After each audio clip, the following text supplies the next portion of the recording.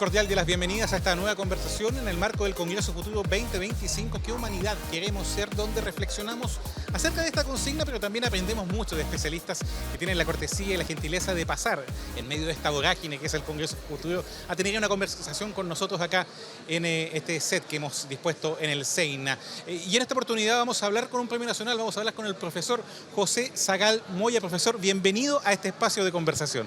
Bueno, buenas tardes y muchas gracias por la invitación.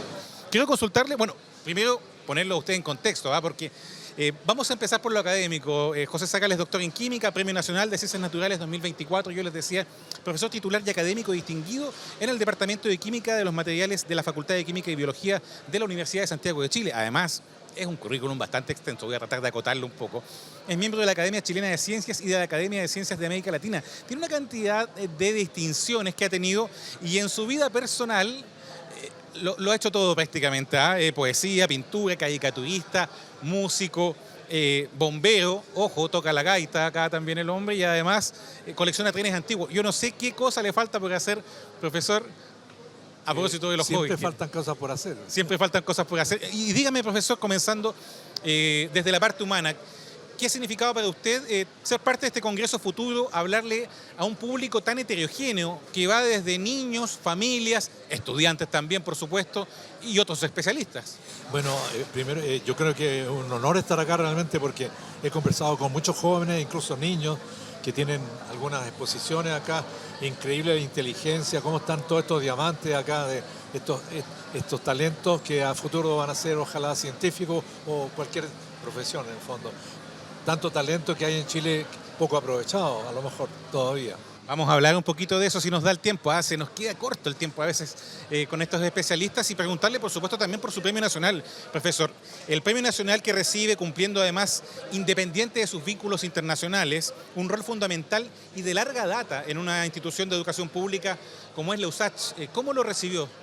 Bueno, me formé en la Universidad de Chile y he trabajado toda mi vida en la Universidad de Santiago, ambas instituciones públicas, y estudié en un liceo además. Así que puedo decir con mucho orgullo que soy un producto de la educación pública y de calidad. Y para mí es un gran honor haber recibido este premio y también todos los estudiantes y todos los colaboradores que contribuyeron a estos logros científicos. ¿Se lo esperaba? ¿Se lo habían comentado? ¿Se lo esperaba? Buena pregunta. Humildemente. Sí, yo creo que tarde, porque bueno, uno sabe más o menos, hay rankings internacionales también que se pueden buscar a todas las personas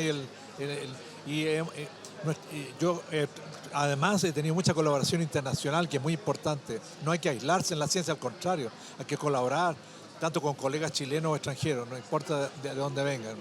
Profesor, necesitamos echar mano de sus capacidades docentes, pedagógicas, explicativas, para decirle a quienes nos ven, y a mí también, de primera mano, ¿cuál es su ámbito de acción, el objeto de su trabajo? ¿En qué consiste? Porque una cosa es que yo les lea los antecedentes académicos, sus pergaminos a quienes nos ven, que lo escuchen también ahí en la exposición, y otra que podamos acá interactuar y explicarles un poquito en fácil por qué es vital el trabajo que usted y sus discípulos hacen.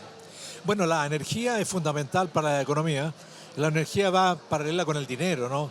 Y si no hay dinero no hay energía y viceversa. Y además las energías actuales, casi el 80% de la energía que consume en el mundo y quizás más, no es limpia. Y el planeta, ya se ha discutido en varios paneles acá, el planeta va en mal camino por ahora con el calentamiento global. Y para eso hay que reemplazar las energías no renovables por renovables y verdes también. Como un hombre, profesor, que tiene un vínculo muy estrecho con las artes también. Hay márgenes, donde hay márgenes de libertad creativo que son más laxos, es más impredecible el arte, es parte de la humanidad, como dice este Congreso Futuro. Profesor, usted es un defensor de la ciencia también por curiosidad, de romper paradigmas, o me equivoco. ¿No es paradójico que el Premio Nacional, el referente científico, no le acomode tanto esta rigurosidad del método científico, quizás de la búsqueda de comprobación? ¿Se considera usted un rebelde de la investigación?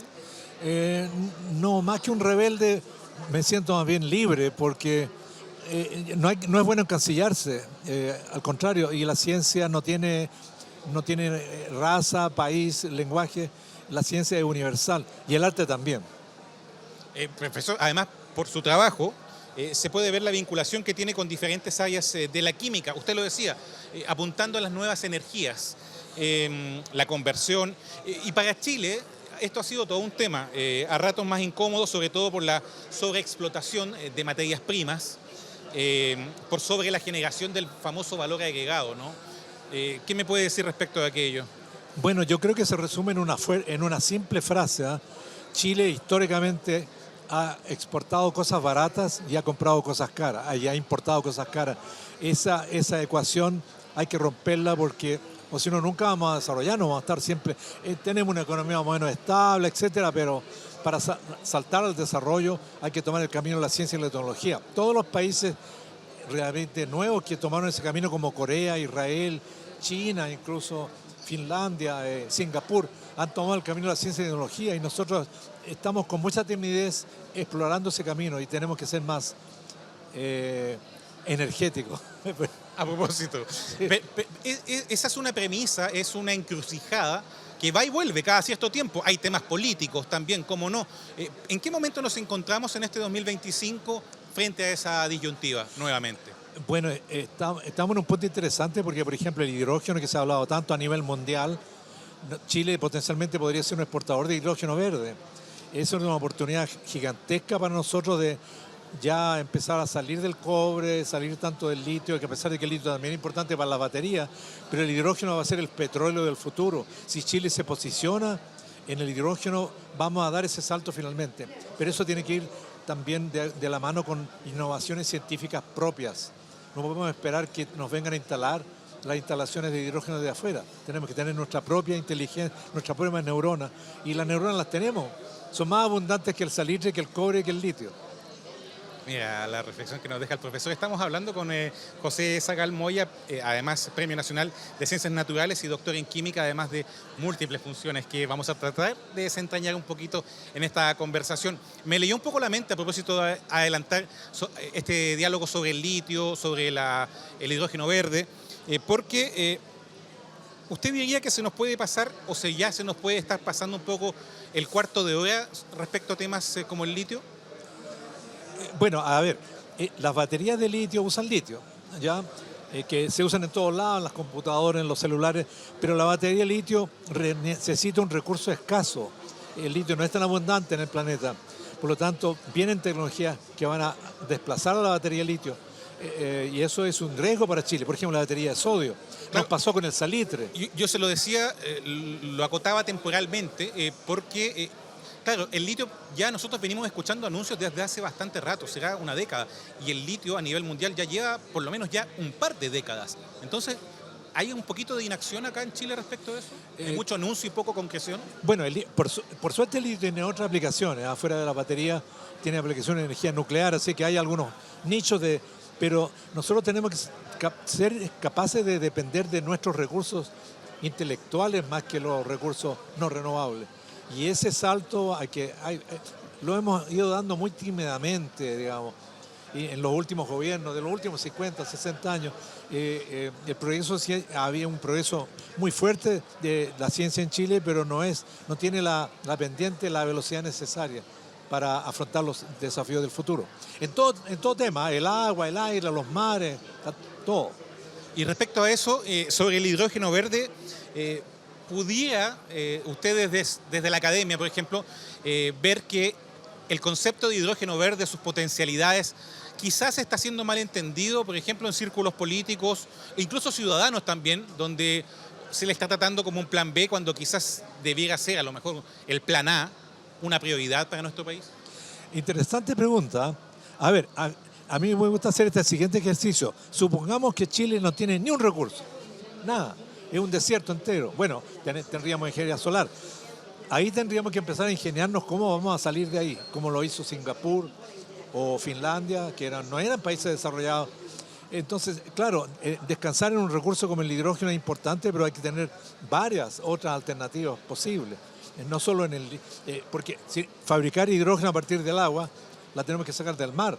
¿Cómo vamos a intervenir en el mar? ¿Cómo vamos a desalinizar el mar para usar agua pura para fabricar hidrógeno? ¿Qué vamos a hacer con la sal? En Israel, por ejemplo, que desalinizan el agua de mar, la sal se usa en material de construcción. En el norte hay plantas desalinizadoras, pero son muy pequeñas todavía. O sea, uno quisiera entender, como decían nuestras abuelitas, que podemos caminar y mascar chicle al mismo tiempo, porque tenemos el litio, la energía solar, la desalación, el hidrógeno verde, pero la realidad nos está diciendo otra cosa. Eh, yo creo, yo creo que hay que enfrentar todos los desafíos que vienen, no solamente enfocarlos en uno solo, porque nos podemos equivocar. Nos pasó con el salitre, por ejemplo, hace 1920, por ahí, que los alemanes inventaron el premio Nobel de Química e invirtió el salitre sintético y nos tuvimos que... Ahí está el salitre botado. Podría pasar eso con el cobre también. El cobre, viene el auto eléctrico, hay uso de cobre ahí, pero si alguien inventa un conductor mejor que el cobre, vamos a tener que el cobre va a pasar a ser de nuevo lo mismo que el salitre. Por eso es que es importante la dinámica, en la creatividad, en la innovación. No hay que conformarse con ningún modelo. Yo creo que hay que buscar distintos modelos distintos. Es casi como una guerra, ¿eh? Guerra contra la ignorancia. Es como el día D, ¿no es cierto? Los aliados atacaron a Normandía de distintos frentes, por el aire, por todas partes. Así hay que atacar los desafíos del futuro, distintos frentes, no solo uno solo. Estamos en un escenario nuevo en ese sentido, profesor. Entonces quizás acá a veces se espera mucho la experiencia internacional, pero en este campo que es nuevo, que se está descubriendo, no hay tantas experiencias comparadas quizás para recoger y hay que generar las propias, ¿no? Bueno, yo creo que los desafíos más difíciles son los que no se sabe exactamente qué es lo que va a pasar, ¿no es cierto? Es como cuando los americanos en la década 60 se propusieron llegar a la Luna, no había nadie llegado a la Luna. Nosotros tenemos que llegar donde nadie ha llegado hoy, y es, por ejemplo, transformarnos en un exportador de hidrógeno verde para el mundo. Es decir, es un desafío interesante. Los desafíos interesantes son los difíciles, no son los desafíos fáciles. Y esa no es la primera vez que lo dice el profesor y seguramente también será recalcado en este Congreso del Futuro 2025. Hacemos una breve pausa y al regreso estamos con más de esta conversación con nuestro Premio Nacional José Zagal Moya en el marco de esta cita de qué queremos, qué humanidad básicamente queremos ser.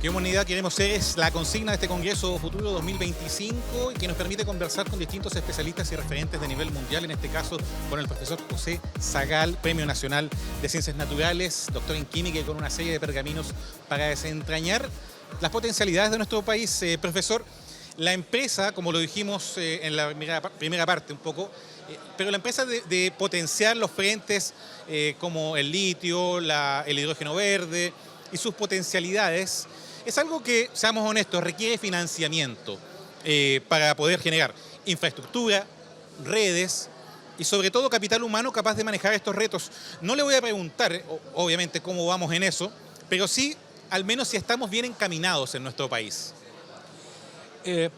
Yo insisto en la idea de que hay que tener tecnologías propias.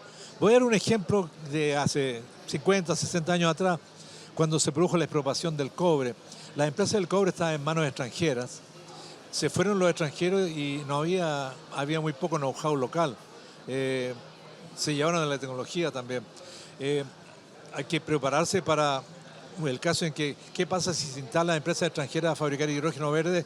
Pero la tecnología es de ellos, las patentes son de ellos se llevan la mejor parte de la torta y queda para nosotros.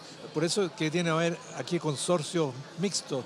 El Estado tiene que jugar un papel importante también, no molestar, sino que ayudar. Porque a veces el Estado tiene mucho papeleo, mucha burocracia, pero tampoco podemos entregar nuestros recursos así libremente al mejor postor.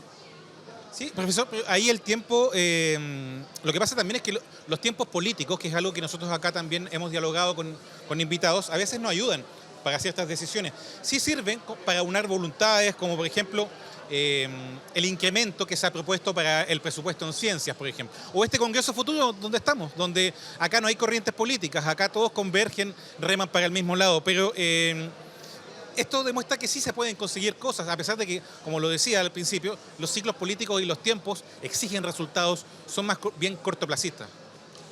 Interesante comentario, porque exactamente, la ciencia esencialmente es la búsqueda de la verdad.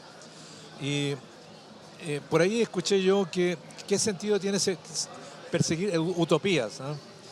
Y la respuesta, ¿por qué es bueno perseguir utopías? Porque si bien las utopías nunca las alcanzamos, nos hacen avanzar. Y yo creo que la ciencia es una utopía en el sentido de que nunca vamos a poder descubrir todo, pero nos hacen avanzar. Lo que era falso ayer hoy día es verdad. Hay épocas que la gente creía que la Tierra era plana, ahora ya no, etcétera, etcétera. Yo lo siguiente lo leí en alguna parte, pero creo que el profesor lo diga acá. Si ve muy ausentes, a propósito de lo mismo que estamos conversando, a los científicos en cuanto a la toma de decisiones y finalmente la definición de las políticas públicas. ¿Están presentes como debieran? ¿Están siendo considerados como debieran? Históricamente no, diría yo, ¿ah? No quiero nombrar ningún gobierno, pero en general la presencia de científicos en toma de decisiones no es tan fuerte, diría yo. Con el COVID, sin embargo, hubo científicos que participaron, virólogos que ayudaron a conseguir las mejores vacunas. Ese es un buen ejemplo. En el caso de una crisis o terremotos, los sismólogos, etcétera. Pero yo creo que no tienen tanta presencia como en Estados Unidos, por ejemplo. Pero se da cuenta, perdón, profesor, que esperamos a estar contra las cuerdas a veces para lograr eso. No, yo creo que no. Bueno, en Estados Unidos muchos científicos tienen presencia en el Senado y presencia también en las Fuerzas Armadas, que también que es estratégico, ¿no? Quizás no solo los científicos tienen que estar presentes también no solamente deberían estar más presentes a nivel de gobierno, sino que también a nivel de la defensa, porque ahí se hacen grandes desarrollos también. Por ejemplo, he escuchado charlas muy interesantes acá que han dictado gente de la Armada sobre los océanos, que son tan desconocidos para nosotros. Tenemos más mar que tierra. Chile tiene más mar territorial que tierra y no lo conocemos, no tenemos tantos científicos trabajando. Ese es un ejemplo. El aire, por ejemplo, las comunicaciones, el espacio, ahí está la Fuerza Aérea, etcétera. La energía nuclear, que también es una alternativa para el futuro. Yo creo que tiene que haber presencia mayor en los científicos en todos estos planos. Profesor, pero yo creo que ahí es importante no solo extender los puentes, ¿no? Sí. Para comunicarse, sino que también darles continuidad. Perdón, la continuidad. La continuidad, o sea, no solamente recurrir a ellos para algo puntual, sino que sea una constante, que se mantenga en el tiempo, que la política sea de Estado, como se dice muchas veces. Sí, claro. Bueno, yo he trabajado con la Armada haciendo proyectos de batería y cosas de ese tipo, pero claro, no hay continuidad, de repente cambian las políticas y dicen vamos a trabajar en otra cosa, pero sin embargo es importante mantener el foco. Incluso cuando yo trabajé con la Armada fue muchos años atrás, ni se hablaba del hidrógeno verde todavía, y trabajábamos en hidrógeno. Y me ha dado mucho gusto ver algunos uniformados por acá de la Armada dando charlas también. Yo creo que toda la gente que pueda aportar es bienvenida y el mundo de la ciencia involucra un gran espectro. Todos los ministerios prácticamente tienen una componente científica, no solo el Ministerio de Ciencia. Así nomás es. Profesor, usted me corrige con lo siguiente, pero queremos dejar atrás lo que se conoce como los combustibles fósiles, así como dejamos atrás, aunque no totalmente, el tema, por ejemplo, del carbón, que es otro ejemplo. Las centrales hidroeléctricas también que intervienen en entornos naturales, también ahí generan problemas. Y ahí aparece la energía solar, el hidrógeno verde que estábamos conversando, pero se acumulan, se contienen, se almacenan. La idea sería poder darle curso, ¿no? Generar flujos, movilidad, uso, ¿o estoy muy equivocado? Bueno, en el tema del hidrógeno, algunas empresas mineras, no estoy exactamente sé cuáles, pero están mezclando el diésel con hidrógeno. Y para usar hidrógeno en motores de explosión, como son los motores que conocemos nosotros, no es necesario que sea tan puro tampoco. En las baterías de hidrógeno se usa hidrógeno de alta pureza, pero en un motor no es necesario. Entonces ya podemos ir bajando la huella de carbono, entre comillas, pichicateando la benzina. Es una transición lógica, ¿no? Claro, y ya hay camiones de la gran minería que están funcionando con híbridos, digamos, hidrógeno, petróleo. Además, usted decía en la primera parte de esta conversación que hay que ponerse metas altas, ¿no? Usted no es amigo de los términos medios, por lo que estuve notando por ahí en algunas entrevistas. No, yo creo en las metas altas. Por ejemplo, a mí me hubiera encantado subir al Everest. Pero es que lo bonito de las metas altas es que se logran. Yo creo que no se logran cuando uno no le pone empeño nomás. Y eso pasa en los deportes, en la música, en cualquier disciplina. si uno trata de hacer las cosas lo mejor posible, pero no para lucirse, sino que simplemente por pasión.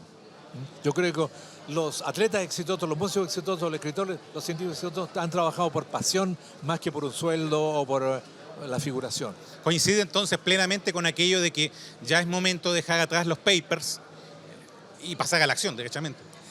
Claro, yo creo que en Chile tenemos que tomar acción. Ahora, hay muchos proyectos, incluso en el tema del hidrógeno funcionando, pero es poco todavía. Los desafíos son importantes. A ver, pongamos una meta. Chile quiere llegar a la Luna. Por supuesto, estoy dando como un ejemplo. ¿Cuánto tendríamos que trabajar nosotros para poder poner un chileno en la Luna? No estoy diciendo que eso sea necesario, pero esa meta, yo creo que la podríamos cumplir si nos ponemos las pilas, ¿no? Y si lo pensamos, lo primero es pensarlo, ¿no? Claro.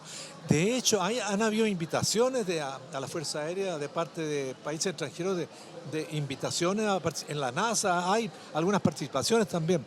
Es decir, no existen algunos esfuerzos, pero de ahí poner un nombre en la Luna simplemente con fondos nacionales es difícil. Es difícil. Profesor, le quiero preguntar por un tema antes de terminar esta conversación que no podemos eludir, que es la pandemia.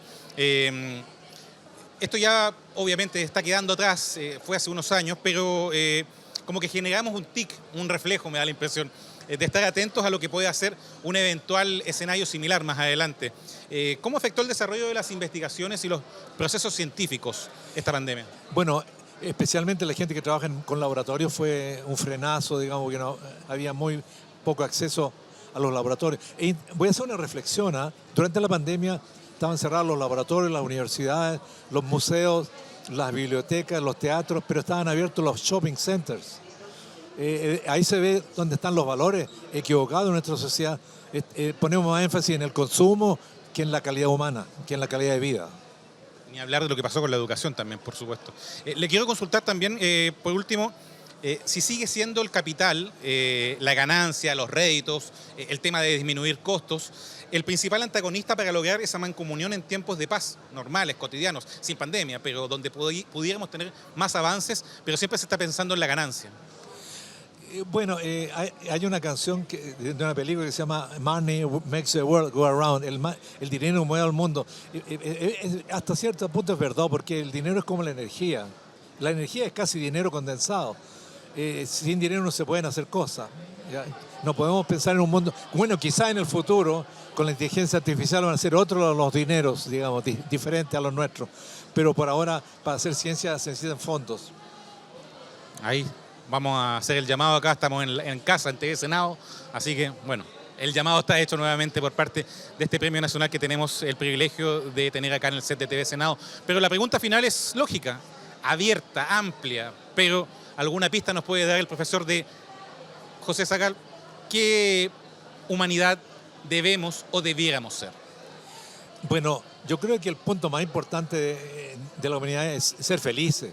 Se escapa bastante de lo que estamos hablando, pero la felicidad no la logra necesariamente el dinero o el confort, sino que más bien la colaboración, la hermandad. Yo, por ejemplo, yo lo he pasado súper bien como investigador porque he trabajado con gente que han sido mis amigos prácticamente. Hemos desarrollado esos vínculos y no simplemente con un colega que después uno lo ve nunca más. La fraternidad.